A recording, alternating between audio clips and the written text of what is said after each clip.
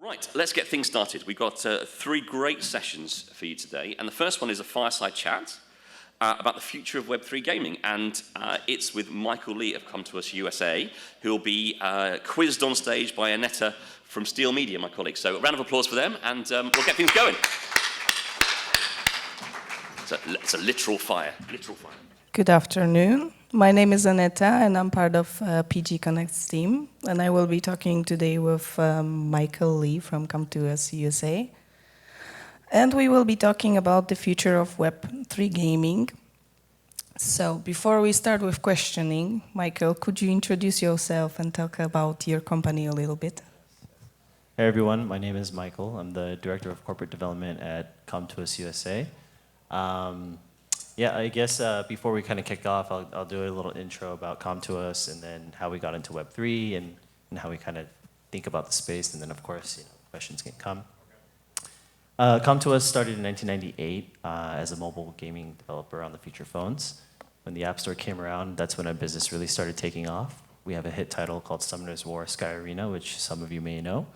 And so that's been in service for 9 years, and has done over 3 billion in revenue. And we're really happy, of course, with the success of that. We have published and developed over 500 games, and we've been one of the first to kind of go into mobile, kind of go into the App Store and free to play. And our step into Web3 was when we saw what was going on with, of course, Axie Infinity, NBA Top Shot. And we kind of studied the space, and we've really reaped the benefit of being first movers into the space. And we saw that there was an immediate connection to gaming as it related to blockchain and Web3.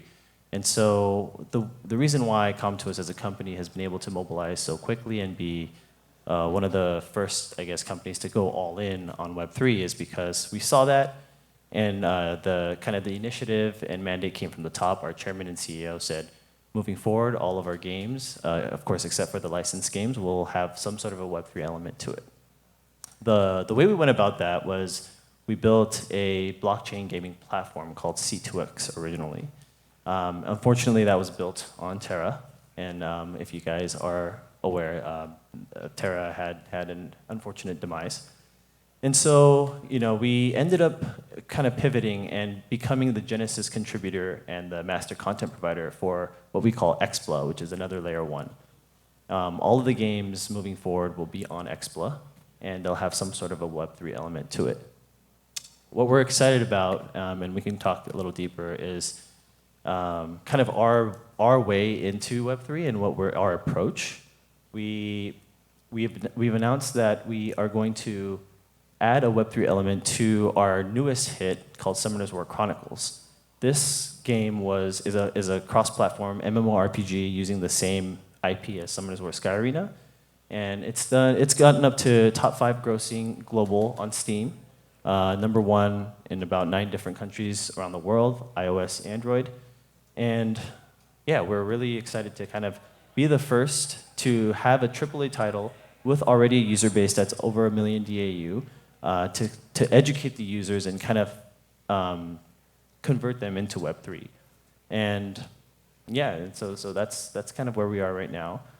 We have a slate of games. We're going to do about 10 to 20 games a year, and we're really committed to this space and hold very high conviction. Thank you.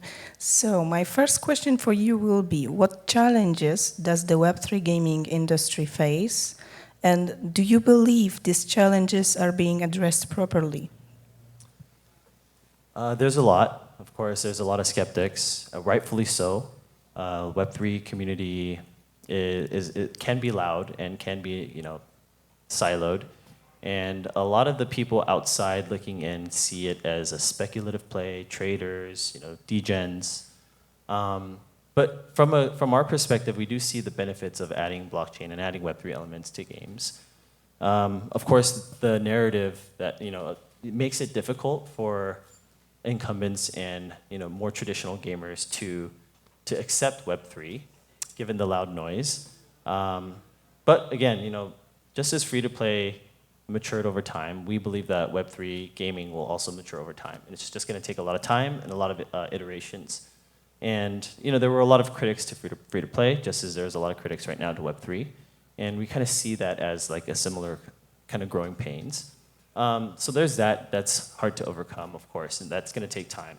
Another difficulty we think is, of course, the regulatory side of things. And so this one, it's out of the control of a lot of the studios, but of course, there are a lot of people fighting the good fight, and in different geographies, things are starting to shape up. I think in the United States, we'll kind of see what's going to happen this coming year with the SEC. But other countries, I think Europe just announced some sort of regulatory kind of standard, and we'll start to see how studios and publishers are going to go about like that. Another difficulty, in my opinion, is just the experience on the gaming side. I think there was a lot of noise this past year.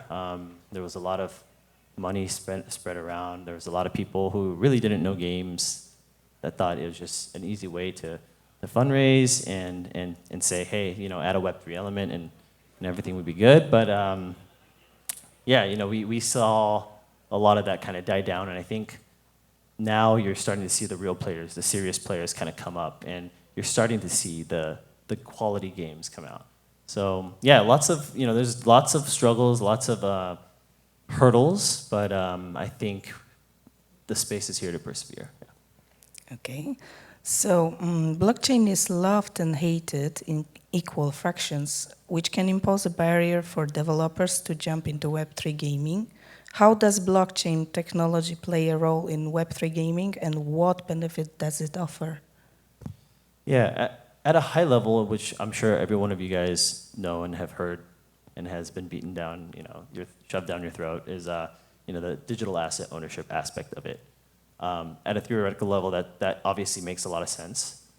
But if you really kind of peel back and kind of go deeper, I think what really that unlocks, the blockchain side unlocks, is the ability to have a trustless system to trade these assets. In Korea, with Lineage and websites like Item Bay that have been around since Web 2, people have been using, it was basically Web 3 within the Web 2 space. And of course, items that go for exorbitant amount of prices, on Lineage, like those can be verified and those are traded. But anything else, kind of, you're unsure. But with Web3, I think there's a lot of, it's trustless and everything can be verified. And so I think that's one of the aspects that will really benefit and enhance the user experience. And again, which will make the experience stickier, in our opinion. Yeah, so about opinions. In your opinion, what are some examples of Web3 gaming platforms that are currently in development and that we should keep an eye on? Yeah, there's actually a lot that's coming out. You see, I think the person speaking after me is Stardust. They have a platform that makes it easier for Web2 developers to add Web3 elements to it using their SDK. Ourselves as well, we have Hive, that is a Web2 SDK, traditional login, notifications, but we've also added Web3 elements to it. And since we're the master content provider and Genesis contributor to Expla, we're opening that up to the developers and studios that are interested in coming into the ecosystem. And that's going to really make it easy for these studios that aren't as big as globally recognized studios that are maybe 40, 50 person teams that really don't have the bandwidth to go through the legal hurdles of blockchain and just the development aspect of that to plug and play basically using our SDK. So there are a lot of solutions out there. I think there's of course you guys of course heard Immutable X, and yeah, so those are I would think are the ones that are kind of help push the space to make it easier for studios to develop. Okay, perfect. So what impact might Web3 gaming have on the wider gaming industry, and how are established players adapting to these changes we are seeing now? Sorry, can you repeat that again? Yeah, so what impact might Web3 gaming have on the wider gaming industry, And how are established players who are already in it adapting to these changes?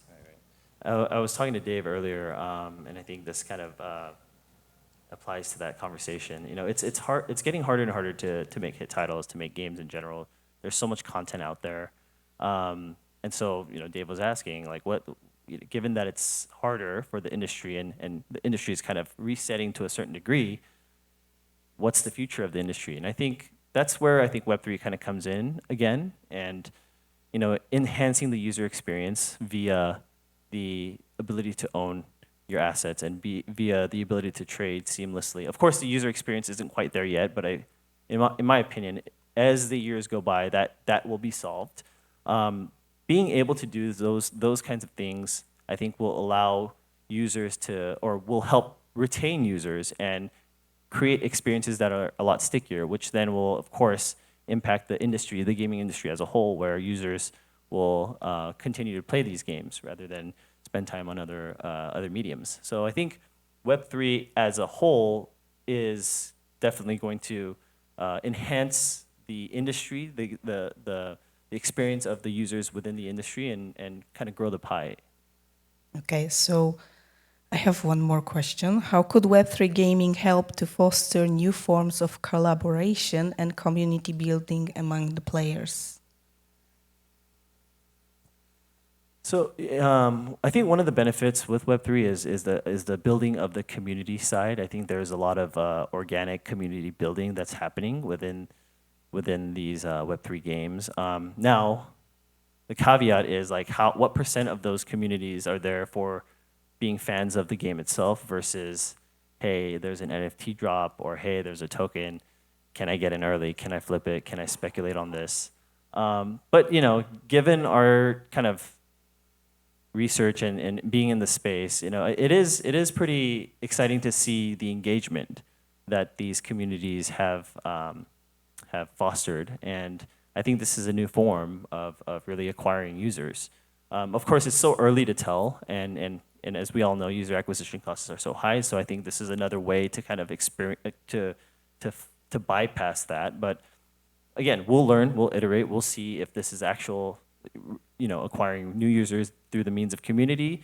And because there's a strong community behind it, what does it do with the experience of the game, and how does that impact the roadmap of the game itself? I'm personally not a fan of like doing governance of a game and having the community decide how to develop the game, because there have been talks like that. But you know, I think the community definitely plays an important role in of the game, of course.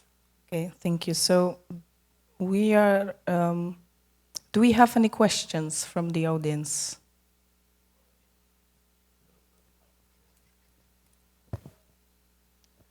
Hi, so you said that you were educating users in Web3 through your latest Summoner's War game. How exactly are you going about that?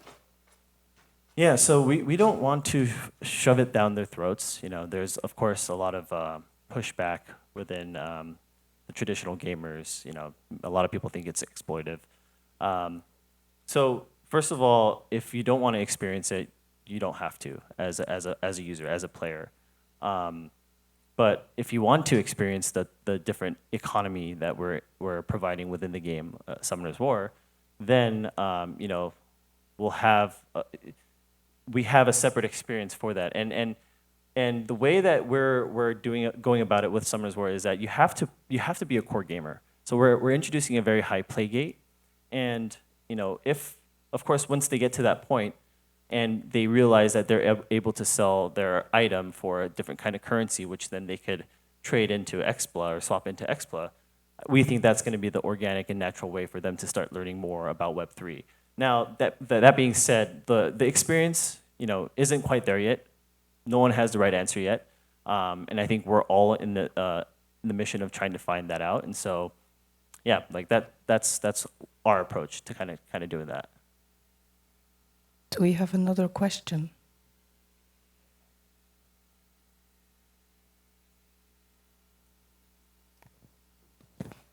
Hi, my name is Tyler Boobum. I'm head of client success at Stardust, and I was curious what types of things did you guys consider when you decided on the L1 solution with, is it Explore?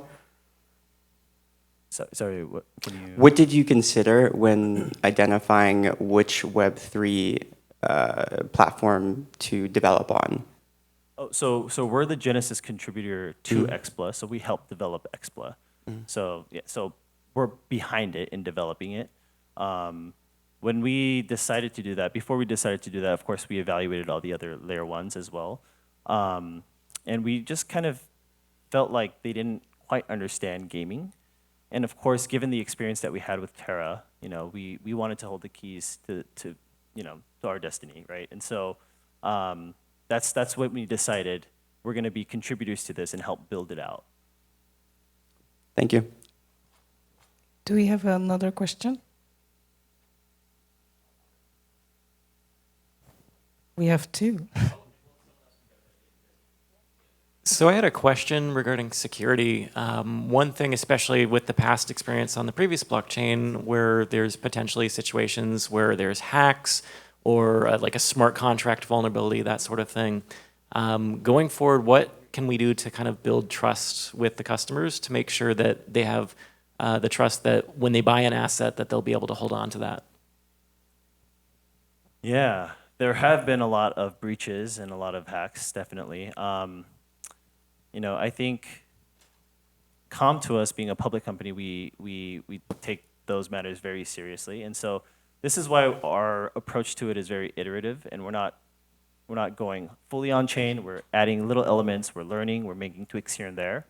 On a technical level, I can't really answer that question, so I'm sorry, we'll have to get back to the tech team. But I think on a more high level, you know, I think the right answer, in my opinion, is that given that we are pretty large players in the space, any sort of negative experience is just going to carry a long way. And so I think we're going to be extra careful not to have those exploits. And another thing is that we've been in the industry for so long, and we've experienced, you know, hacks and bots and all of that stuff. And I think it kind of, to a certain degree, it correlates to what's happened. And I think security, to a certain degree, is assumed. And like, we have to have some sort of security as table stakes.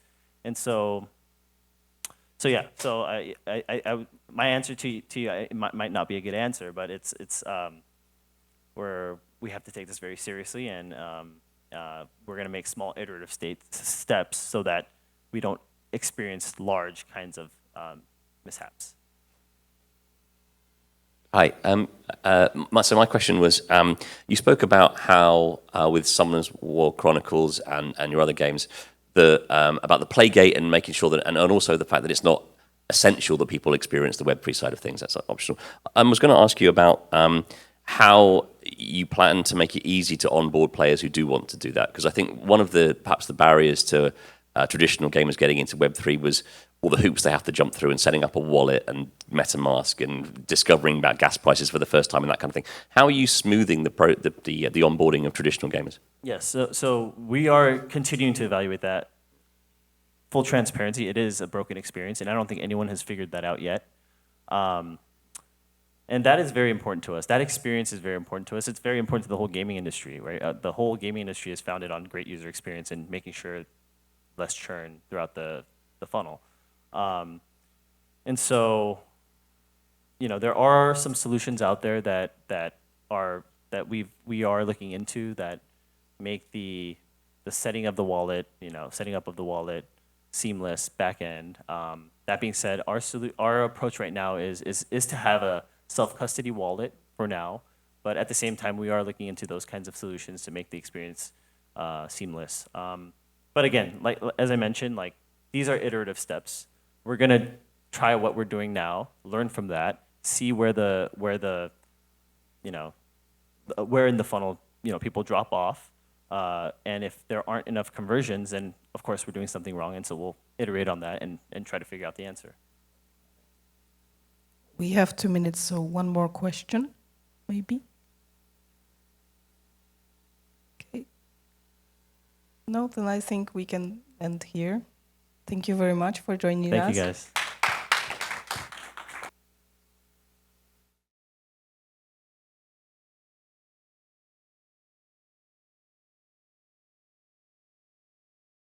So coming out next, we have a star-studded panel, which is going to be talking about the metaverse and distinguishing the buzz from the real deal. So I'd like to invite Jason, Fazri, David, Linda, and Andy to the stage, and they can take it away. Thank you.